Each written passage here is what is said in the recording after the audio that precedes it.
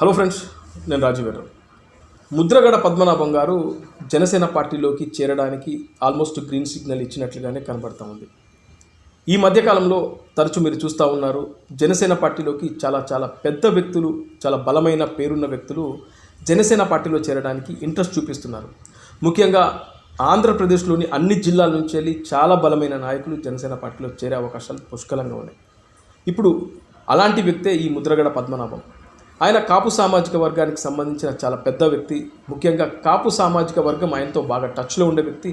ముఖ్యంగా ఆయన కాపు సామాజిక వర్గానికి ఏదైనా చెప్తే ఖచ్చితంగా అందరూ ఒప్పుకొని ఆయన మాటకు విలువిచ్చే రకం కాబట్టి ఆయన ఇప్పుడు జనసేన పార్టీలోనే చేరాలనుకుంటున్నాడు. ఎందుకంటే వైఎస్ఆర్సీపీ పార్టీలో చేరాలనుకొని వైఎస్ఆర్సీపీ అధినేతకు అండగా ఉండి పోయిన 2019 ఎన్నికల్లో జగన్మోహన్ రెడ్డికి చాలా అండగా ఉండి ఆయన గెలుపుకు వెనకాల ఆయన గోదావరి జిల్లాలో కృషి చేశాడనే విషయం అందరికీ తెలుసు. అయితే జగన్మోహన్ రెడ్డి ఆయన సేవలు తీసుకొని ఆయనకు వెన్నుపోటు పొడిచాడనేది బలంగా వినపడుతుంది. అందుకే ఆయన రగిలిపోతున్నాడు.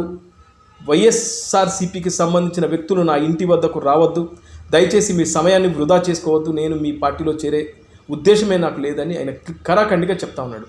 కారణం ఏంటంటే ఆయనకు కాకినాడ ఎంపీ టికెట్ ఇస్తానని చెప్పారట, అది కాకుండా వాళ్ళ అబ్బాయికి పిఠాపురం సీట్ ఇస్తానని చెప్పారట. ఇలా ఆయనకు కొన్ని ఆశలు పెట్టి ఆఖరికి హ్యాండ్ ఇచ్చారు. సో ఇప్పుడు ఆయన మనసు మార్చుకున్నాడు.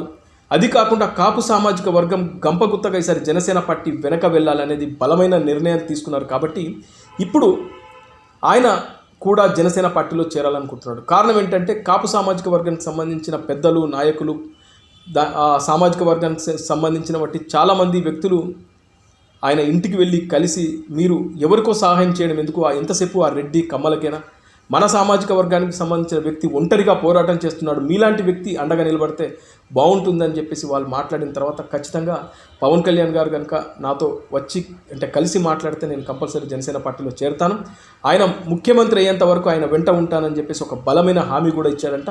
రేపో మాపో పవన్ కళ్యాణ్ గారు ఆయన వెళ్ళి కలవడానికి వెళ్ళబోతున్నారు. సో ఇది ఒక మంచి న్యూస్ జనసేన పార్టీ క్యాడర్కి. అయితే మరొక విషయం ఏంటంటే ఇప్పుడు గొంపగుత్తగా గోదావరి జిల్లాలంతా ఇప్పుడు జనసేన పార్టీ వైపు కంప్లీట్గా మొగ్గు చూపే అవకాశాలు పుష్కలంగా కనబడుతున్నాయి ఈయన రాకతో. ఎందుకంటే ఈయన చాలా బలమైన నాయకుడు కాబట్టి, బలమైన సామాజిక వర్గాన్ని శాసించే వ్యక్తి కాబట్టి ఇటు పవన్ కళ్యాణ్ గారి బలం, అటు ముద్రగడ్డ గారి బలం, అది కాకుండా జోగయ్య గారు, చేగొండి హరిరామ జోగయ్య గారు కూడా కాపు సామాజిక వర్గానికి చాలా పెద్ద దిక్కు. ఈ ముగ్గురు కలిపి ఇప్పుడు సామాజిక వర్గాన్ని అంతా ఒక్క దాటిపైకి తీసుకొస్తుంటే ఖచ్చితంగా గోదావరి జిల్లాలతో పాటు కాపు సామాజిక వర్గం ఎక్కడెక్కడ బలంగా ఉందో అన్ని సీట్లు జనసేన పార్టీకి గెలుచుకునే అవకాశాలు చాలా పుష్కలంగా ఉన్నాయి. అది కాకుండా ఇప్పుడు వేవ్ కూడా అలాగే ఉంది. మీరు చూస్తే గత 2019కి ఇప్పటికీ జనసేన పార్టీ గ్రాఫ్ చాలా మారిపోయింది. ముఖ్యంగా పవన్ కళ్యాణ్ గారిలో చాలా మార్పు చూస్తున్నాం.